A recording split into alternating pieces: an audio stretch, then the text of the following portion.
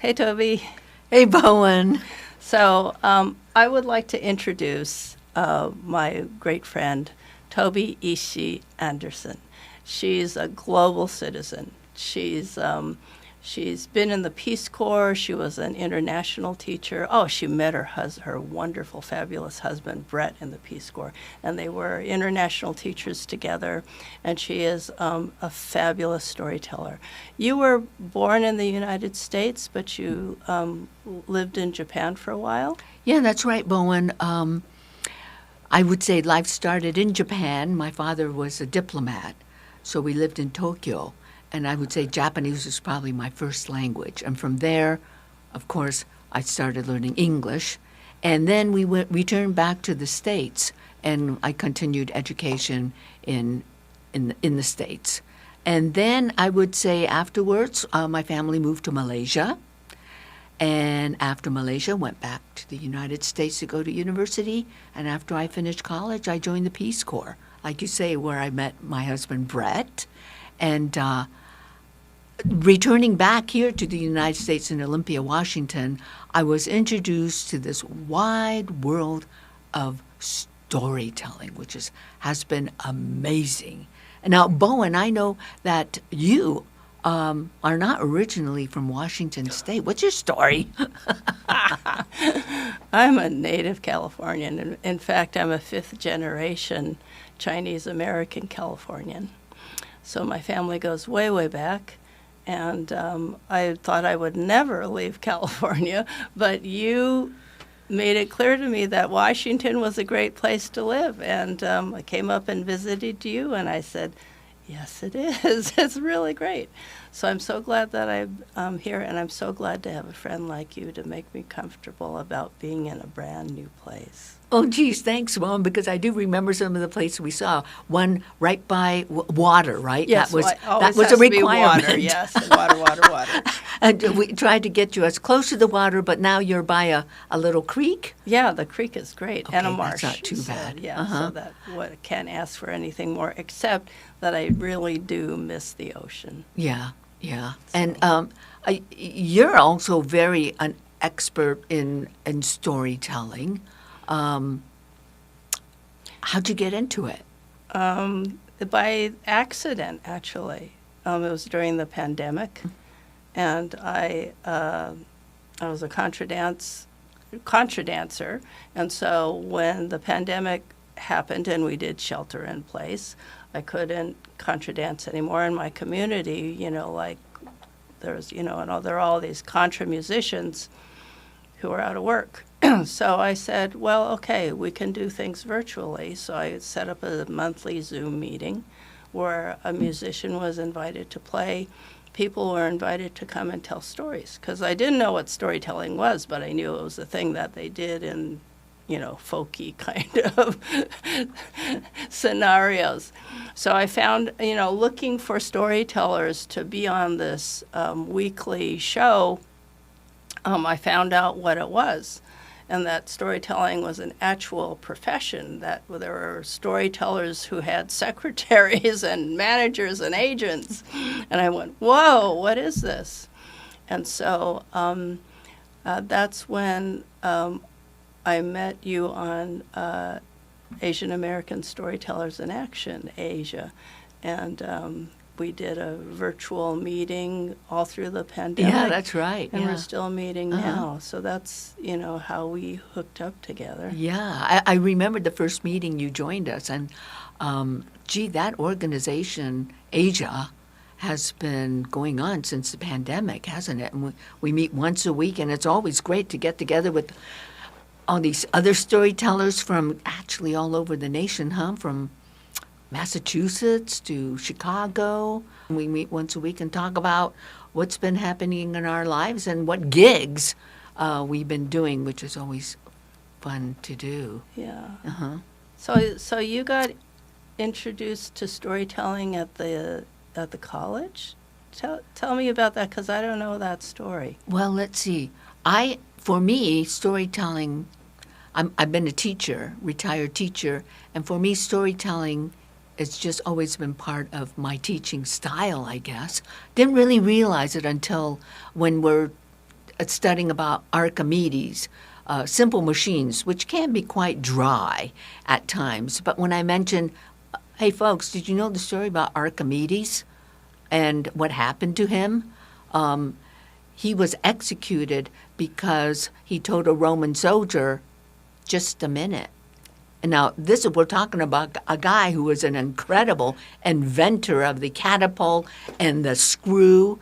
And this is what happened to him. And all of a sudden, all attention is on the story. And what? Tell me more about Archimedes. I go, oh, maybe this is a good tool, storytelling, to involve in education. And it was really when I moved to Olympia 15 years ago that I really got into it. When Brett said, hey, do you know that there's a storytelling guild here in Olympia? I go, really? He goes, yeah, South Sound Story Guild. I went to a meeting, and I was greeted by the most wonderful person, Rebecca Hom, who made me feel so much at home. Hey, Tobey, share a story. And I thought, let me think of one. And then I was hooked. I just enjoy it so much. I've told in some colleges, Evergreen State College, when a professor there was doing a unit on love. And so some of us storytellers from the Guild, we were invited to tell a story about love. I was able to come up with one, a Japanese folk tale. So you're on the board. What is it called for South Sound? South Sound Story Guild. It's a steering committee. Yeah. So it's a group of us that get together and we plan the events and where we're going to meet. And we're very excited because starting in September, we are going to be meeting at the Traditions, and it will be the first Wednesday of every month. And we hope that this will draw more people into the cafe because it's a more familiar place. So that's the South Sound Story Guild. That's going to be really exciting. Yeah. The meetings, the storytelling that happens at Harbor House has always been really great. And but going to Traditions will be, maybe that will open it up for a lot more people. Yeah, I'm hoping. And, Bowen, thinking just about storytelling,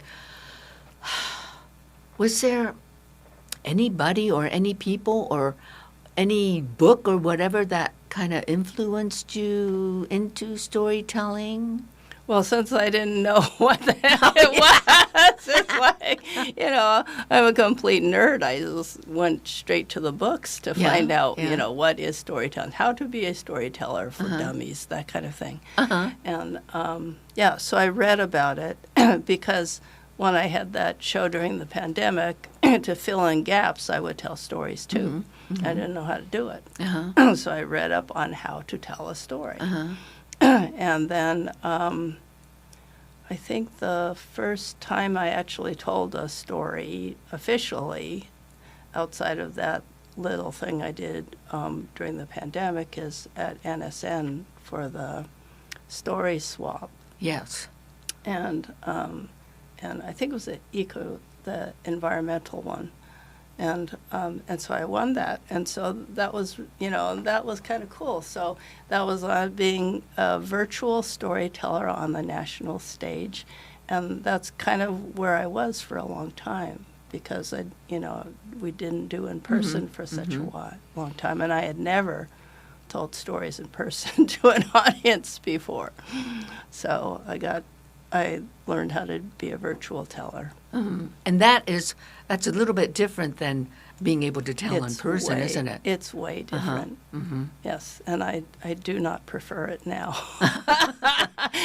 Having an audience is just so much, it just brings so much more meaning to the story. I definitely agree with you because you can see the reaction of the audience as you're telling the story right then and there. Yeah, telling virtual, it's setting up your background. It's almost like having a little studio. That's how I have found. And being able to use, my computer camera to go in close, go in far away, It takes practice, I think. Your storytelling videos are just fantastic. Oh, Bowen, come on. Oh, no, they're wonderful. I mean, you've done so many virtual storytellings, nationally and everywhere. And then what you did for Asian American Storytopia. Are you on every episode? No, I'm not. It seems like it. There's 20 episodes, and it's like you were in the first one because the first one is just fabulous. You had your grandson. Yeah, that's right. I nabbed him to help me out with making rice balls. Yeah, that's so good. So Asian American Storytopia is about Asian American Storytellers in Action put out this elementary school stories to get people to know about Asians. And we did it originally because it was during the pandemic and there was all this Asian hate. Asians, were the ones who brought the virus That's over, right, and right. all these people attacking Asian people on the street, hitting old ladies over the head and Yeah. all that kind of thing. So, we wanted to bring to kids, we're good people, we're we have this culture and we want to share our culture, our stories, and who we are with you. And I think it's a wonderful resource for teachers. It's just some of the best storytellers in the entire world are on it, including you, Tobey. Oh, Bowen, you're too kind. But the program is great. It's a fantastic tool for teachers to use because it also includes various activities, cooking, science, arts and crafts. Yeah, it is. And a lot of energy and time went into producing that Storytopia, I gotta say. And I think the best virtual storytelling that you do on camera is as a liar.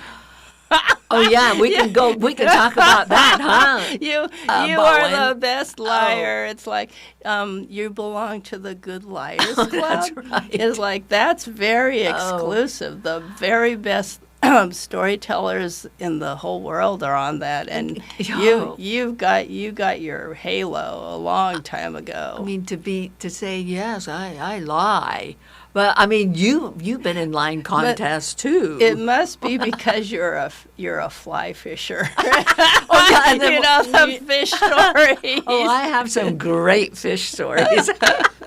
Oh yeah, I love that fly fishing, and it does, goes right into good stories. I got to say. And then, hey, Bowen.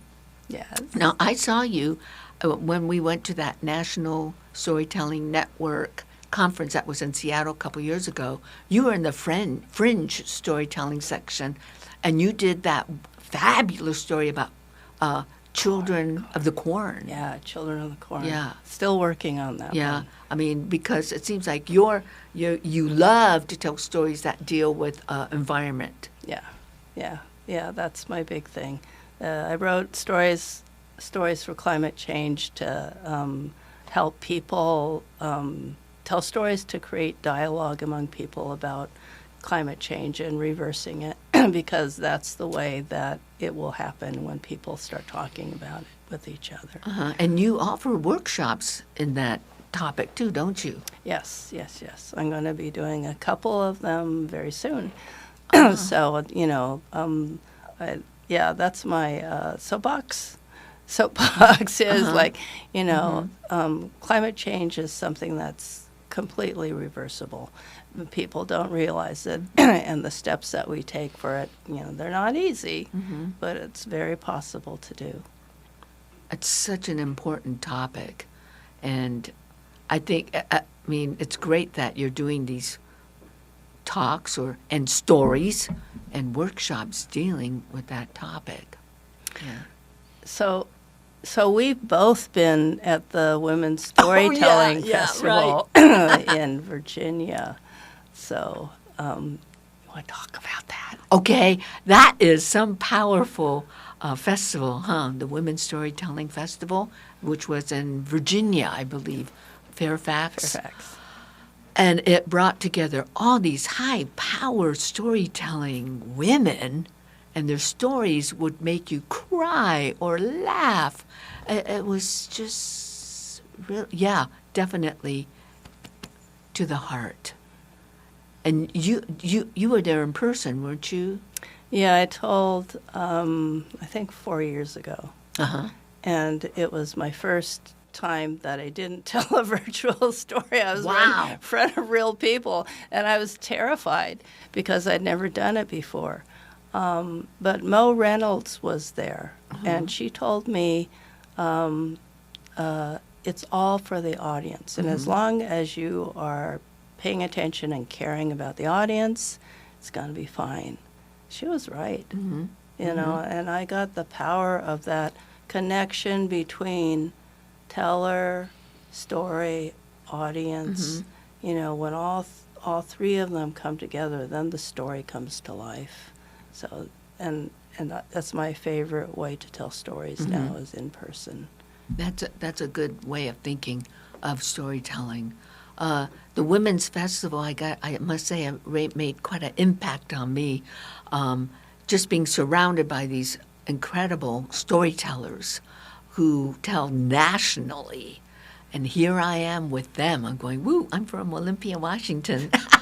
Yay! Yeah, yay. But it was a great time, and I certainly learned a lot about storytelling technique and how, and they were so kind to give me advice on how I could tweak this and that when telling some of my stories.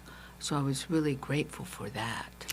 Yeah, that's one of the things about going to the Women's Festival, is that women open up and they tell stories that they wouldn't feel comfortable, or it wouldn't be appropriate to tell in a mixed audience. You know, so there's a few guys in the audience, right? Husbands and partners. But, you know, it's essentially a festival of women for women, telling women's stories that, you know, are valuable to us. And so we tell the stories that are most intimate to us, you know, that have the deepest meaning. And that is what it makes it just like such an emotional, psychological, spiritual powerhouse. Yeah. So thank goodness there's a virtual element that people can tune into if they can't go in person. But going in person is just wow. It was special, huh? Yeah. I was able to meet someone there, a storyteller that actually has helped me out. I would consider a mentor, which is another thing I think is wonderful about storytelling, is that when you find someone who mentors you through a difficult story you might be working on, it is so helpful. So that when you talk about you're telling a story to an audience, I figure they really don't want to hear a story that rambles on. So you have someone to help you out and give you suggestions, and it becomes very, very personal, because that mentor realizes, ooh, this story is very important to the teller, and they're taking a risk with telling it. So I do appreciate some of the mentors that have been helping me out with some of my more difficult stories. Yeah, professional storytelling is such an incredibly complex craft. You know, people think that, you just tell stories. You know, it's like, going to a party and, telling about something that happened to you, or a joke or something. But it's not. It's just like you have to tell to the person, to the audience that's in front of you. You have to convey every story has a message to convey, and that's why the story lives. You have to know how to deliver it in a way that is going to be heard, accepted, and then incorporated into that person's self-reflection.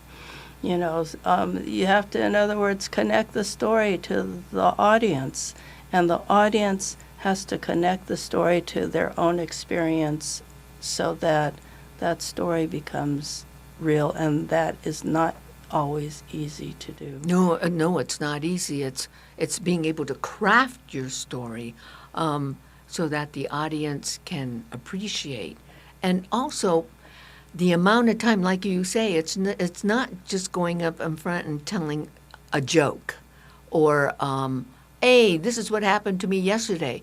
If it is, hey, this happened to me yesterday, some storytellers would spend months crafting that story. And it could be a story that's only 8 minutes long. But that 8 minutes, it could take months to develop so that, well, you craft it so that the audience appreciate it and get something out of it, hopefully. Sometimes not. Yeah, it's like every story is a work in progress. Like Definitely. I've heard you tell a story over and over and over again. And every time you tell it, it just gets better and better and better. It's just so amazing. It's like tweaking it, huh? Tweaking it a lot, but it's a lot of work. Now, but when I know that you tell stories from your background or from growing up or about your ethnicity, and I know May is the AAPI, or Asian American Native Hawaiian Pacific Islander Month. AANHPI Month. Right. Heritage Month, yes. Right. Yes, right. Asians this is why Asians like acronyms instead. Make it short to the point. Woof. So have you been doing stuff with regards to that? Yeah, it was like most of what I've been doing has to do about Asian American things, particularly with history, because that's the history is just not there. People don't know that Asians have been an integral part of the United States for centuries. So, so I do a lot of that, because I'm nerdy. And I do a lot of research into what's happened, and I've always done that ever since I was a teenager. It was the beginning of the Asian American, movement to, get us out there. And so I started to read the literature that was being published. And, it makes you really upset. And, you don't know what to do with this information. Is like, what is it, that's what happened to us, and that's why that happened, because, there are all these unfair laws and all the stereotypes and prejudice that occurred. So, you don't know what to do with that information. And it was only when I became a storyteller that I found out how to use that information to make it something that people would actually accept and understand and then, appreciate. So I do a lot of Asian American history through, for example, Chautauqua. Oh, yes. So I was a Chautauqua scholar. I trained how to be a historical person, give a monologue, and get questions and answers afterwards about this person's life. And so I have many Chautauqua characters now, and several of them are my own family members. Who I really know nothing about. I don't even have pictures of them. But because I know the history that surrounds them, I've been able to fill out with story, develop who they were and might have been as fictional historical characters.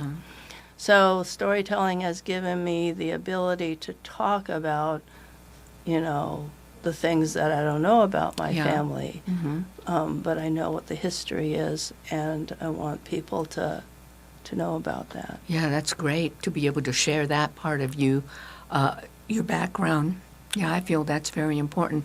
I definitely get the thing of Asian hate during the pandemic times, it was very, very sad, but it's kind of is in your face. And I think being Asian, the way I was brought up, is like, she got the kanai, can't be helped, but what are we going to do about it? And yeah, I'm with you about going out to some of the schools, doing this month, and just, sure, I'll tell some Japanese folk tales. However, bring up about the background of my background. And you look at some of the kids in the classroom who are Asians, and when you tell them an Asian story or you talk about Asia or where are you from, you could just see their eyes light up. And we did a how to use chopsticks activity, and how chopsticks, you got to treat them with respect. They're not drumsticks. And you could see these kids, they were so excited because when we were picking up things with the chopsticks, like popcorn, they could go and help their friends out. Oh, yes, we use this all the time, that kind of thing. So it made them feel proud of being Asian, which is such a wonderful thing to see in a classroom. Mm-hmm. Yeah. Representation is so huge. And so, growing up and not seeing any Asian people anywhere, was a horrible way to grow up. And there were no stories in my family because of that. I never heard anybody in my family tell me any stories about anything Chinese. But was that the same for you?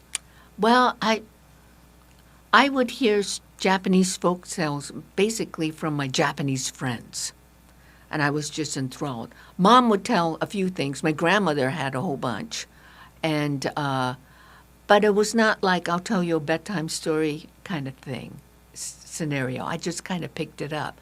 I did have several uncles who were really into a form of storytelling. I had an uncle, Paul Horiuchi, who was a kabuki actor. Wow. So he was very, the way he would present himself was something else. Then I had an uncle, Lucius Horiuchi, who was a diplomat, and boy, he had a silver tongue. And then another uncle who was a director of the crime department in Seattle. Oh, he had wonderful stories. So I think having those folks around me and listening to them kind of got me intrigued in this form of storytelling. Mm-hmm. And how about, I know there are different kinds of storytelling. Like I enjoy telling folk tales, mostly Japanese or Malaysian folk tales. But I know there's also personal narratives. Do you do that kind of stuff? That's the only kind that I did in the beginning, because I didn't know any Asian folk tales. I had to learn them all from books. But the first stories that I did were all personal narratives, so they were slam type. A slam type. And so, and then I learned some traditional tales, and then I learned how to blend them together, weave them together. Personal stories with folk tales, and then I started using stories for education, particularly for the environment, and then I found out about historical stories. So those are the major types of stories that I do: is traditional, personal, blended together, historical, and environmental stories. And then it's all for education. It's always for people to learn something. When it comes to storytelling, I think not just myself, but probably other folks wish I had talked to my parents or my grandparents more. One of the things that I like to tell is some family stories regarding the Japanese-American incarceration during World War II, and I get drips and drabs, some from my mom. My dad never wanted to talk about it. He would just get so furious. But I had an aunt, and my Aunt Jean, she was in Minidoka as a young girl, and it was one time I decided to go and just interview her, because for me, she was the last aunt, the last niece, and she was already in her late 80s. And thank goodness I was able to video her telling me stories about what it was like in the incarceration camps. So I was able to piece together a story with that, and also a story that involved my mother and what happened to her family. So I'm really grateful for that. I do share those stories with various audiences, especially doing this AA month. I swear I have a hard time AANHPI. Yes, I have to think about it, but you know what I mean.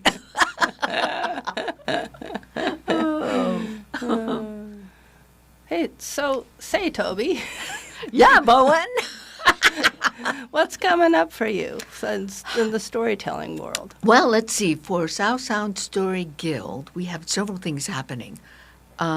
Tomorrow, May 13th, our meeting will be, featured teller will be Eva Abrams coming from the Seattle Guild.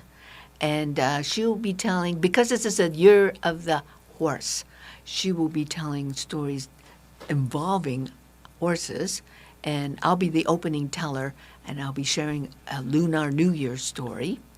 And people can jump into the open mic. Oh, definitely. Yeah. We'll have open mic. Let's see, we have the program from 6 to 7, and open mic 7 to 8. And people the folks who are interested, just need to come and let us know. And the cool thing about this platform with open mic is we encourage all tellers, beginners, intermediate, advanced. You're practicing a story, this is a place for you to come. You want to tell a story at Story Only at the Brotherhood, which is, sponsored by Elizabeth Lord, come to our guild to practice. And if you need a mentor, ask.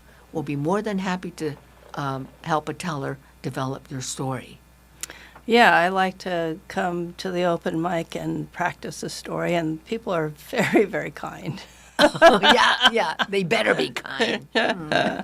Or else Toby is going to get you. Because we are storytellers and we are not mean. No, South Sound Storytelling Guild are some of the nicest people around. Oh, thanks, Bowen. So after May, our next event will be June 10th, back at Traditions, Will Horniak.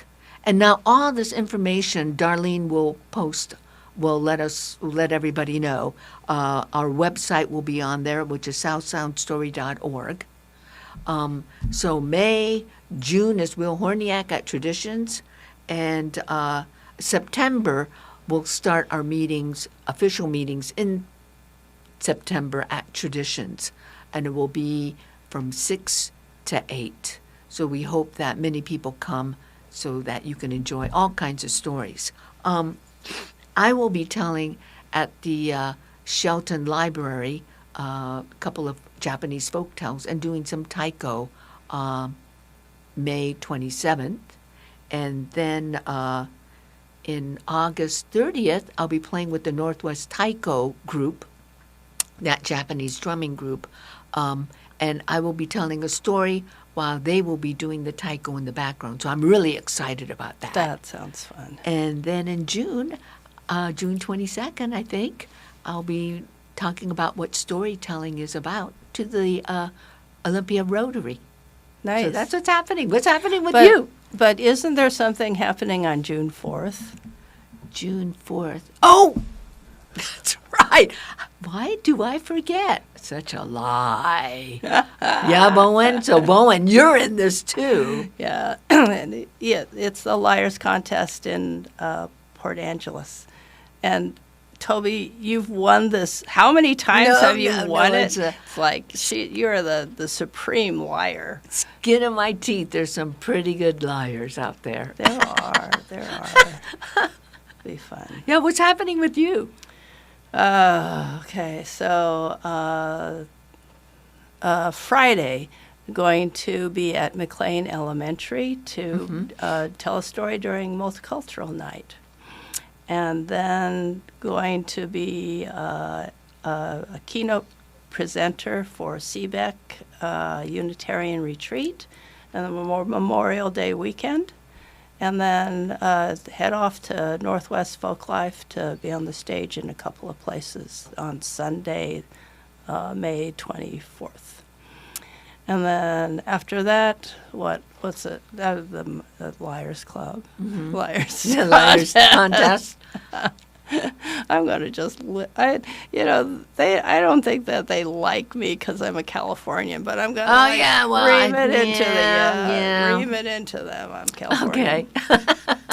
And then I am going to California in June to be part of a Teacher Institute about Chinese and Asian American history. Going to be talking about my ancestors at the Chinese fishing village in Monterey and telling a couple of historical stories there as well.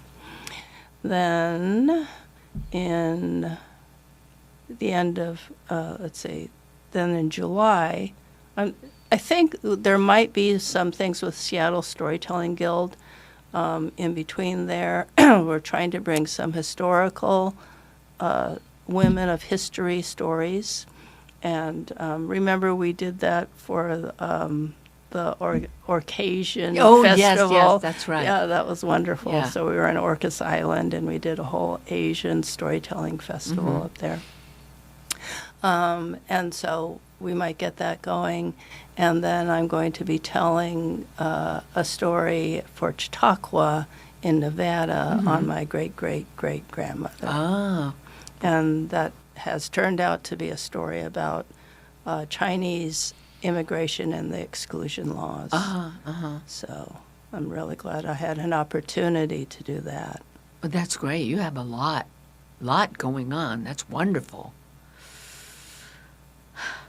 It's busy being a storyteller. Yeah, it can be. You know what? It gets in the way of my fly fishing. Oh my Yeah. goodness! I know that if you've had too much, you just take off. I do. I take off and find that river, and just it's so peaceful just to cast out my line. Well, Tobey, it is just absolutely wonderful to be your friend and to hear your stories. And I hope that more people get to hear you because you're local, and you're also virtual, and so they can go online if they can't come in person. And you have the most amazing personal and folk tales. You know, you use it. Your movements on stage are fantastic, and you bring so much culture from all over the world into your stories, and it makes us feel really right at home. Oh, geez, Bowen, thank you so much for your kind words, because it goes back, same to you, too. You're new to Olympia, and I hope you enjoy this part of the world. And your stories, the Chautauqua ones, are incredible. I've heard you tell that story of, is it Junko Abe? Yeah, you gave me... Fantastic. You gave me you mentored me in that. It's like, I remember you guys telling me, no, don't say that. Yeah, no, you can't say that. Just say konnichiwa. But that is amazing how long you spent to develop that character. And all your other folk tales, and how you've learned to be your virtual and your personal storytelling. It's just fantastic. What I really admire is how you take charge of climate change and how you want to show others that this is a very important topic, especially in schools and all. And I think that's wonderful and so important. And you've done a lot of work on it, really. And like I said, I love that Children of the Corn story that you did at that festival. So, yeah, thank you, Bowen. Yeah, and people can buy that book on my website. Okay. www.bowenstories.com. Get it, folks, because it's worth it. All right. Thanks so much, Tobey. It's great being your friend.